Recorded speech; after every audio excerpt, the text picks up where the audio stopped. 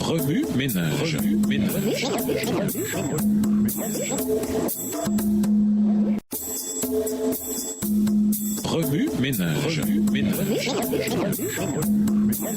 Bienvenue dans votre émission Remue ménage. Voilà la leçon 12. Le jeune homme riche, les donateurs de la fin des temps. Lisons Matthieu 19, les versets 16 à 22. Matthieu 19, les versets 16 à 22. Et voici, un homme s'approcha et dit à Jésus, « Maître, que dois-je faire de bon pour avoir la vie éternelle ?» Il lui répondit, « Pourquoi m'interroges-tu sur ce qui est bon ? Un seul est bon. Si tu veux entrer dans la vie, observe les commandements. » « Lesquels ?» lui dit-il. Et Jésus répondit, « Tu ne tueras point, tu ne commettras point d'adultère, tu ne déroberas point, tu ne diras point de faux témoignages. Honore ton père et ta mère, et tu aimeras ton prochain comme toi-même. » Le jeune homme lui dit, « J'ai observé toutes ces choses. Que me manque-t-il encore ?» Jésus lui dit, « Si tu veux être parfait, va, vends ce que tu possèdes, donne-le aux pauvres, et tu auras un trésor dans le ciel. Puis viens et suis-moi. » Après avoir entendu ces paroles, le jeune homme s'en alla tout triste, car il avait de grands biens. Introduire. Quand les bénédictions deviennent malédictions. Alors qu'il était un jeune entrepreneur australien, Julian Archer a escorté des trafiquants de drogue de la mafia en Italie, négocié avec des terroristes dans l'Himalaya, caressé des tarentules en Argentine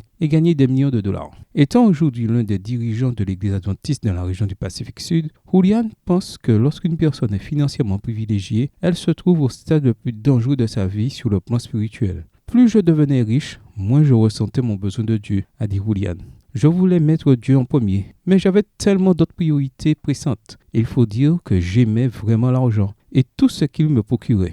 Dans son livre Help, I've Been Blessed, How to Stop God's Blessings from Becoming Curses, à l'aide, j'ai été béni, comment empêcher les bénédictions de Dieu de devenir des malédictions. Julian raconte comment il avait rempli son cœur des bénédictions de Dieu plutôt que de Dieu lui-même. En tant que membre d'église, il savait que Jésus avait posé la question suivante. À quoi servirait-il à un homme de gagner le monde entier si c'est au prix de sa vie ? Matthieu 16, verset 26. Il savait aussi que Jésus avait dit qu'on ne pouvait aimer à la fois Dieu et l'argent. Mais comment pourrais-je changer mon cœur ? Se demandait Julian. Il a fini par comprendre que le fait d'être membre d'une église n'empêche pas nécessairement d'aimer l'argent. Dans son livre, il raconte comment, par la grâce de Dieu, il a accepté son invitation à tomber amoureux de Jésus et à le suivre où qu'il le conduise. En conséquence, nous avons vendu l'entreprise familiale, augmenté nos dons systématiques et sacrificiels en fonction des priorités de Dieu et commencé à donner à Dieu la première place. J'ai encore du mal à garder les yeux sur Jésus à chaque instant, dit Julian.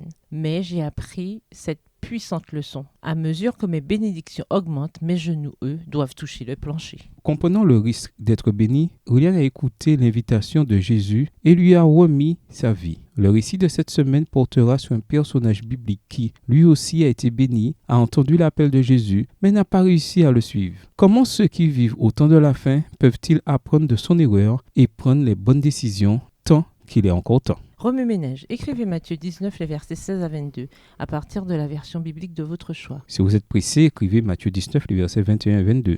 Vous pouvez également réécrire le passage avec vos propres mots, tracer les grandes lignes du chapitre ou en faire une carte heuristique. Au revoir. Et à demain si Dieu veut. Remue ménage. Remue ménage.